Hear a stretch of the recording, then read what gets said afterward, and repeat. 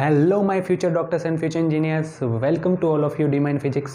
आज मैं आपके लिए यूनिट 10 मेजरमेंट का 6 नंबर लेक्चर लेकर आया हूँ। आपके सामने दो क्वेश्चंस दे रखा है calculate in just 20 second, calculate in just 20 second. इन दोनों को मल्टीप्लाई करवाना है और इसको इससे डिवाइड करना है। नंबर थोड़ा बड़ा है। अब मुझे आप इसको 20 सेकेंड में, 20 सेकेंड भी बहुत ज़्यादा बोलती है, आप इसको 15 सेकेंड में करके बताइए। 15 सेकेंड में मुझे करके बताइए। आप चाहे तो वीडियो को पॉज कीजिए और मुझे इसको 20 सेकेंड से भी कम टाइम में करके बताइए, क्योंकि आज की इस वीडियो में हम यही सीखने वाले हैं कि इतने बड़े नंबर को जस्ट 20 सेकेंड में कैसे सॉल्व करें, कैसे कैलकुलेट करें। भैया देखो, हमारी फिजिक्स और केमिस्ट्री के अंदर जो न्यूमेरिकल्स आते हैं, जो प्रॉब्लम्स आती है, जब हम उसको सॉल्व करते हैं तो कुछ ऐसी कैलकुलेशंस आ जाती है हमारे सामने। अब उनको सॉल्व करने में हमें टाइम लगता है कम से कम 2 मिनट, और मैं चाहता हूं कि आपका फिजिक्स का हर क्वेश्चन कितने टाइम में हो, 20 to 30 सेकेंड में। तो उसी लिए मैं आपके सामने एक जुगाड़ लेकर आया हूँ। जैसे ये जुगाड़ नहीं है, ये टॉपिक एनसीईआरटी में दे रखे हैं, लेकिन कोई पढ़ता नहीं है। एक दिन क्या हुआ, जब मैं अपनी प्रॉब्लम सॉल्व कर रहा था, फिजिक्स की जब प्रॉब्लम सॉल्व कर रहा था, जब मेरे सामने ऐसी कुछ कैलकुलेशंस आई, मैं सॉल्व कर रहा था, मुझे उससे 2 मिनट लगे सॉल्व करने में। तभी ब्रह्मा जी प्रकट हुए। उन्होंने बोला, बस क्या कर रहा है तू? सर सॉल्व कर रहा हूँ मैं मेरी प्रॉब्लम। और पागल है क्या तू? मैं क्यों? अरे यार, फिजिक्स में मैंने पहले से ही प्रॉब्लम्स, वो कॉन्सेप्ट दे रखा है, और तुम कॉन्सेप्ट को पढ़ा नहीं तूने, और तू फालतू का टाइम वेस्ट कर रहा है इसमें। ये कौन सा? तो उन्होंने मुझे 2 कॉन्सेप्ट बताए, एक साइंटिफिक नोटेशन, एक राउंडिंग ऑफ। भाई, साइंटिफिक नोटेशन और राउंडिंग ऑफ को कोई नहीं पढ़ता, लेकिन पढ़ना चाहिए। अब इसका यूज़ क्या है? उन दोनों कॉन्सेप्ट को यूज़ करके मैं इन दोनों को कैलकुलेट करूँगा आपके सामने, वो भी 20 सेकेंड के अंदर। ठीक है, इसका मतलब हमें इन दोनों को सॉल्व करने के लिए सबसे पहले हमें दोनों कॉन्सेप्ट को समझना पड़ेगा। तो सबसे पहले हम एक हेडिंग डालते हैं, साइंटिफिक नोटेशन।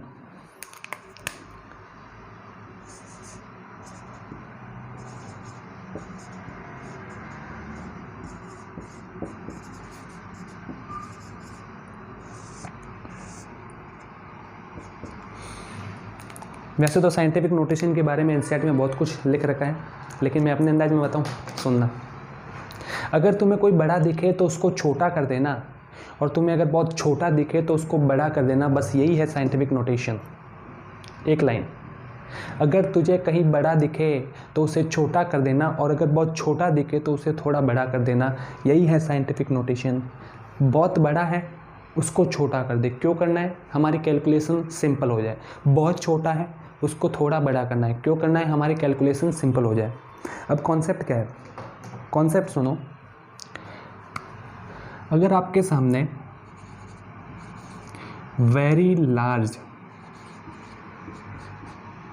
नंबर है, तो आप उसको कैपिटल N गुणा 10 की पावर प्लस n के अंदर कन्वर्ट कर दो। और अगर आपके सामने वेरी स्मॉल नंबर है, तो उसको कन्वर्ट कर दो n गुणा 10 की पावर माइनस n के अंदर। बस यही है साइंटिफिक नोटेशन का कॉन्सेप्ट।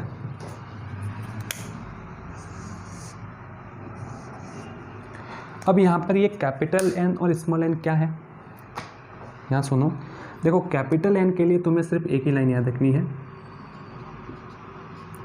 द वैल्यू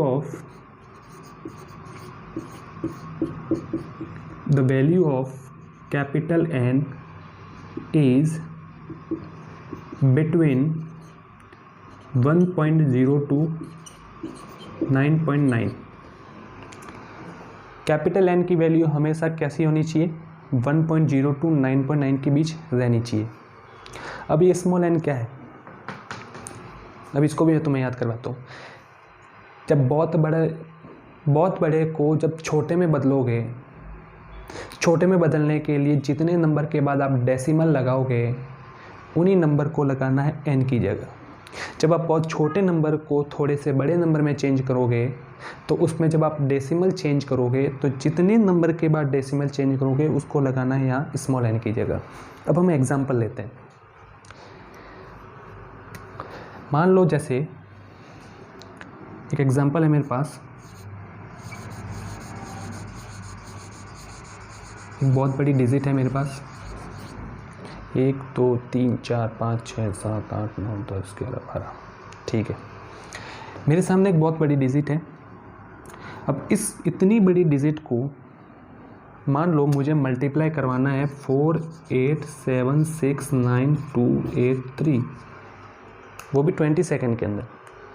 तो पॉसिबल है? नहीं है। लेकिन अगर हम साइंटिफिक नोटेशन को काम में ले तो पॉसिबल है। कैसे? मेरे पास इतना बड़ा नंबर है, ठीक है, अब कॉन्सेप्ट को समझना आप। वेरी लार्ज नंबर ये रहा, किस में कन्वर्ट करना है? n इंटू 10 की पावर प्लस n। n क्या होना चाहिए? 1.0 टू 9.9 के बीच, मतलब वैल्यू क्या होगी? 1.6 होगी। हो गई। अब हमें चाहिए स्मॉल n। मैंने क्या बोला था? जब हम बड़े नंबर को छोटे नंबर में चेंज करें तो जितने डिजिट के बाद डेसिमल लगाया जाता है उतने ही नंबर को कहाँ लगाना है? स्मॉल n पर। अब यहाँ से गिनना स्टार्ट करो। 1 2 3 4 5 6 7 8 9 10 11 12 और ये 13। 13वें नंबर के जस्ट बाद मैंने क्या लगाया? डेसिमल। इसका मतलब n की जगह क्या आएगा? 13। क्या आएगा? 13 आएगा। ये हो गया इसका साइंटिफिक नोटेशन। अब इसको तुम्हें किसी से भी मल्टीप्लाई करवाना होगा तो अब तुम्हारे लिए क्या है? एकदम सिंपल। अब आप किसी से भी मल्टीप्लाई करवा सकते हो उसको। जैसे सेकंड एग्जांपल, जैसे मैं इसको ही इसमें कन्वर्ट कर दूं। जैसे मैं दूसरा ले लेता हूं,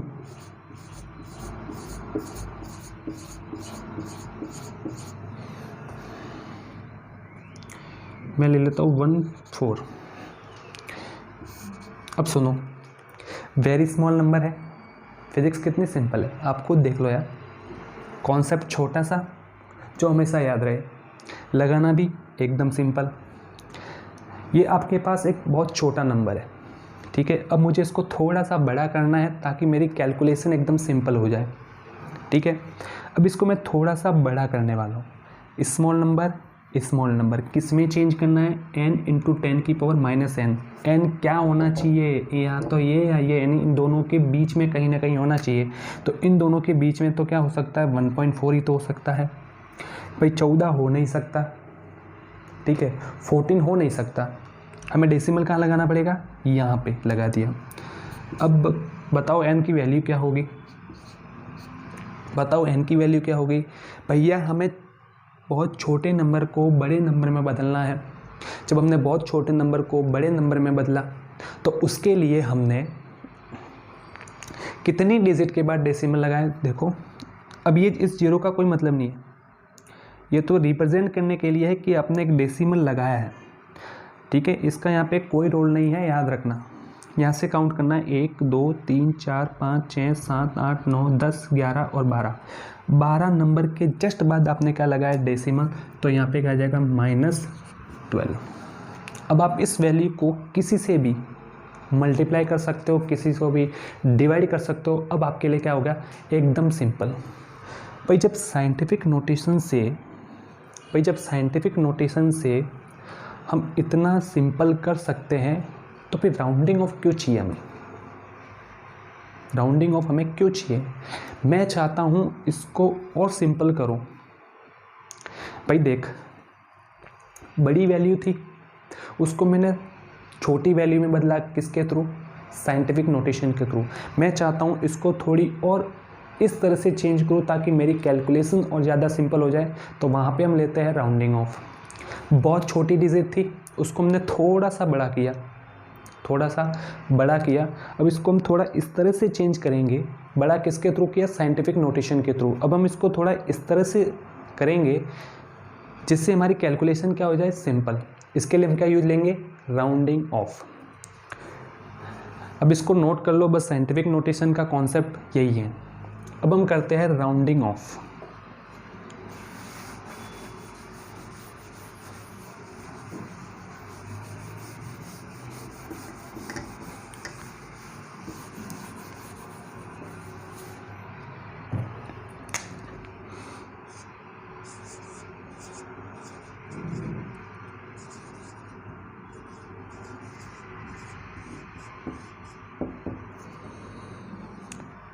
हिंदी में बोला जाता है इसको पूर्णांकन, और साइंटिफिक नोटेशन को बोला जाता है वैज्ञानिक संकेतन। याद रखना, ये है हमारा राउंडिंग ऑफ। अब इसका कंसेप्ट क्या है वो समझते हैं विद एग्जांपल। सुनो, कॉन्सेप्ट ये है, इफ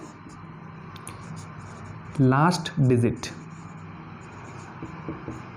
तुम्हें जो भी वैल्यू दी जाएगी, जो भी आपके पास एक वैल्यू होगी, आपको उसमें चेक करना है लास्ट डिजिट को। कैसे चेक करना सब बताऊंगा।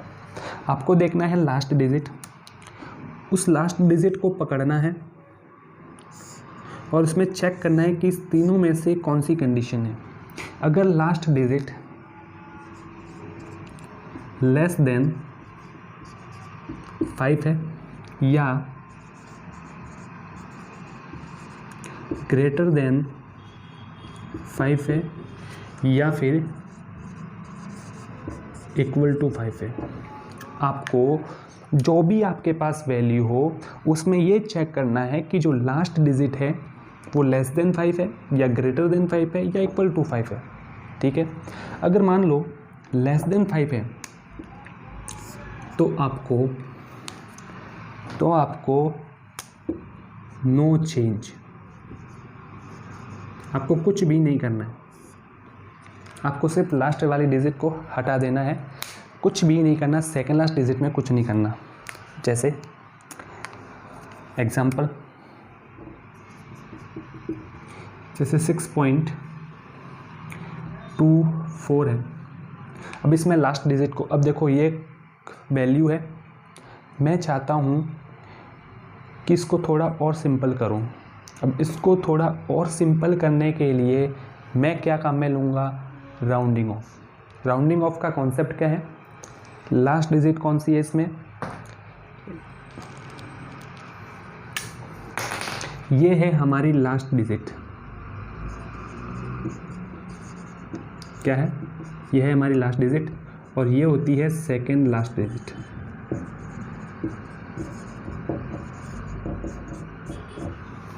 ये है हमारी सेकेंड लास्ट डिजिट। हमें पकड़ना है लास्ट डिजिट को, पकड़ो। अभी लास्ट डिजिट कैसी है, लेस देन 5 है या ग्रेटर देन 5 है या इक्वल टू 5 है। कैसी है, लेस देन 5 है। जब लेस देन 5 हो तो कोई चेंज नहीं करना है, सिर्फ लास्ट डिजिट को हटाना है। क्यों हटाना है, क्योंकि भैया हमें छोटा करना है इसको। राउंडिंग ऑफ काम में क्यों ले रहे हैं, ताकि वैल्यू को सिंपल कर सके। ठीक है, इसको इसमें चेंज कर लो, क्या हो जाएगा 6.2। अब इसकी तुलना में इससे आप किसी वैल्यू को कैलकुलेट करोगे तो वो आपके लिए थोड़ा सिंपल हो जाएगा। ठीक है, ये था इसका पहला कॉन्सेप्ट। दूसरा क्या है, ग्रेटर देन 5 वाला। अगर ग्रेटर देन 5 है, क्या है, ग्रेटर देन 5 है तो आपको एक ऐड करना है, 1 add in second last digit. क्या करना है, second last digit, 1 add in second last digit. Example,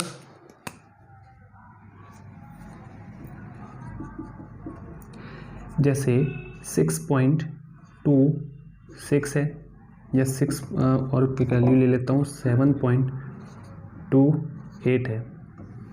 अब आपको इसका राउंडिंग ऑफ करवाना है। क्या करवाना है, राउंडिंग ऑफ करवाना है, कुछ नहीं करना, लास्ट वाली डिजिट को पकड़ो। लास्ट वाली डिजिट को पकड़ा मैंने, लास्ट वाली डिजिट को पकड़ के देखो, ये 5 से छोटी है, बड़ी है या इक्वल है? 5 से बड़ी, बड़ी बड़ी बड़ी मतलब एक ऐड करना है किसमें? सेकंड लास्ट डिजिट में। और हमारी सेकंड लास्ट कौन सी है? 2। इसमें एक ऐड कर दो बस, 6.3। यही तो राउंडिंग ऑफ है, एकदम सिंपल। इस वैल्यू के अंदर 8 बड़ा है 5 से, मतलब एक ऐड करना पड़ेगा किसमें? सेकंड लास्ट डिजिट में। ये कर दिया। अगर इक्वल टू 5 हो तो यहाँ पर 2 कंडीशन बनती है। क्या बनती है? 2 कंडीशन बनती है। क्या कंडीशन है? सुनो। If second last digit is odd, odd मतलब हिंदी में बोलते हैं विषम, सो 1 ऐड, सो ऐड 1। किस में ऐड करना है? सेकंड लास्ट डिजिट में ऐड करना है। इफ सेकंड कॉन्सेप्ट है, अगर second last digit is even यानी सम,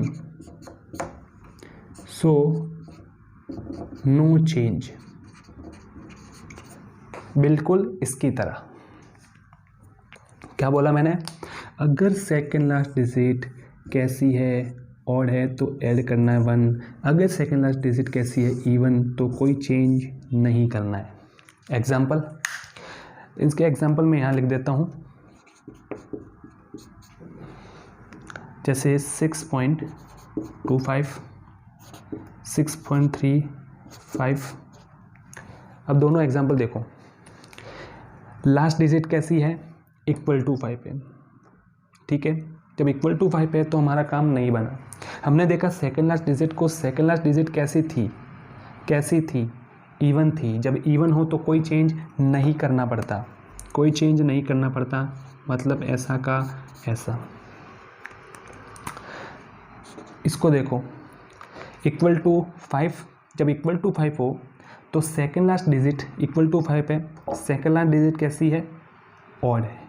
जब ऑड हो तो एक ऐड कर दो, किसमें? सेकंड लास्ट के अंदर। भैया देखो, हम यहाँ जिसमें भी जो भी ऐड कर रहे हैं ना, वो सेकंड लास्ट डिजिट के अंदर ही कर रहे हैं और लास्ट डिजिट को हटा दे रहे हैं। जैसे इसमें कोई चेंज नहीं था तो हमने सेकंड लास्ट डिजिट को हटा दिया, सेकंड लास्ट डिजिट में कुछ नहीं किया। इसमें एक ऐड करना था, किसमें किया? सेकंड लास्ट में। इनमें इसमें ऐड करना था, वो भी सेकंड लास्ट में किया। इसमें कोई चेंज नहीं करना था, मतलब हमने लास्ट डिजिट को हटा दिया, सेकंड लास्ट में कुछ नहीं किया। अब ये कैसा है?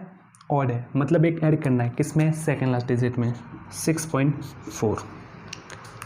बस यही है राउंडिंग ऑफ का कंसेप्ट। इस कंसेप्ट को तुम्हें तुम्हारे दिमाग में याद रखना है, ठीक है। अब खेलते हैं इस ऊपर वाले क्वेश्चंस को, क्योंकि अभी हमें अपने कॉन्सेप्ट क्लियर है। चलो नोट कर दो इसको जल्दी से।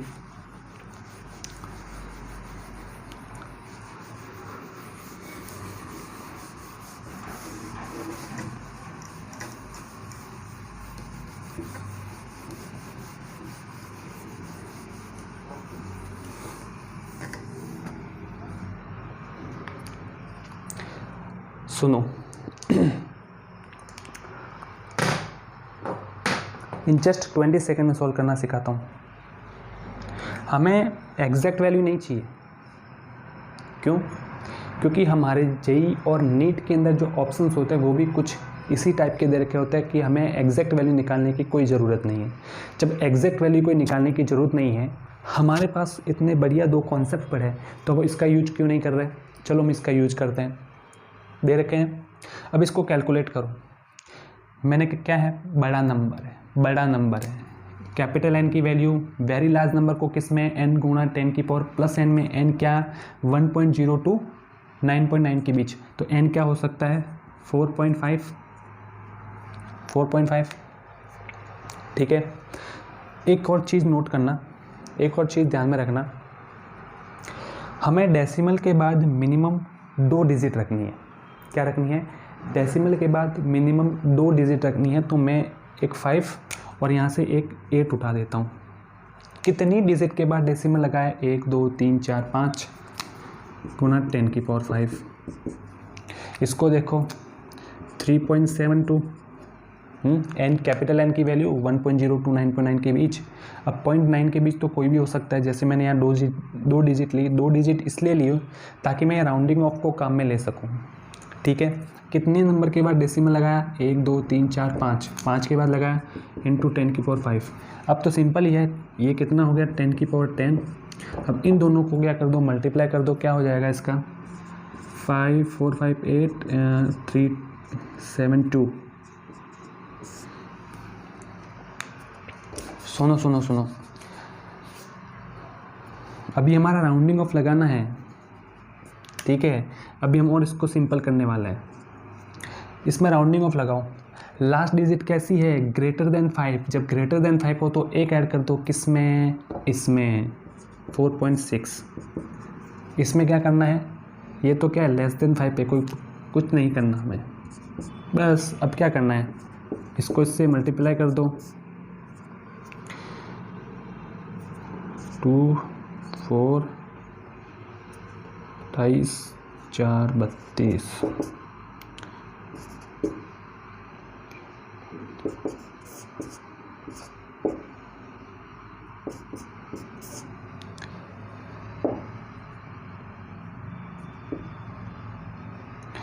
Seventy 70.02 Guna 10 to the power 10। ये आ गई तुम्हारी वैल्यू। अब इसमें क्या टाइम लगा तुमको, चलो इसको कैलकुलेट करते हैं। इसी टाइप की वैल्यू, बस मैंने उसको इससे डिवाइड किया है, तो इसको मैं क्या लिखूँगा 10 to the power 5 अपॉन इसको क्या लिखूँगा 7 2 इंटू 10 to the power 5। ये इसने इसको मारा, इसको राउंडिंग अप करवाओ, कौन सी है ये, ग्रेटर देन 5 है। जब ग्रेटर देन 5 हो तो क्या करते हैं, सेकंड लास्ट डिजिट में एक ऐड कर देते हैं, ये कर दिया मैंने, इसमें कोई चेंज नहीं होगा, बस इसको इससे क्या करना है, डिवाइड करना है। तो इसने इस पॉइंट को मार दिया, 46 में 37 से डिवाइड कर दो, 1 9